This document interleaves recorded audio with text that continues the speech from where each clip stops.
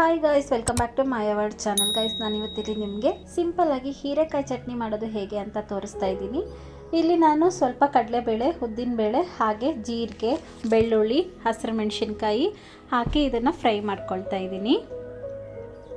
ನಾನಿಲ್ಲಿ ಒಂದು ದೊಡ್ಡ ಹೀರೆಕಾಯನ್ನು ಕಟ್ ಮಾಡಿ ತಗೊಂಡಿದ್ದೀನಿ. ಹಾಗೆಯೇ ಇದಕ್ಕೆ ಒಂದು ಟೊಮೆಟೊನು ಹಾಕ್ಕೊಳ್ತಾ ಇದ್ದೀನಿ. ಈಗ ಸ್ವಲ್ಪ ಹುಣಸೆ ಹಣ್ಣನ್ನು ಹಾಕ್ಕೊಳ್ತಾ ಇದ್ದೀನಿ. ಹಾಗೆ ರುಚಿಗೆ ತಕ್ಕಷ್ಟು ಉಪ್ಪು ಹಾಕಿ ಚೆನ್ನಾಗಿ ಫ್ರೈ ಮಾಡ್ಕೊಳ್ಬೇಕು.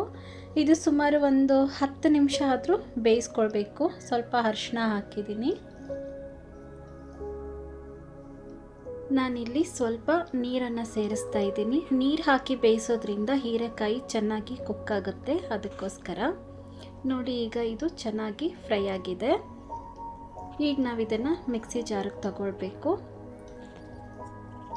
ಈಗ ಸ್ವಲ್ಪ ಕೊತ್ತಂಬರಿ ಸೊಪ್ಪು ಹಾಕಿ ಚೆನ್ನಾಗಿ ರುಬ್ಕೊಳ್ಬೇಕು ಈ ರೀತಿ.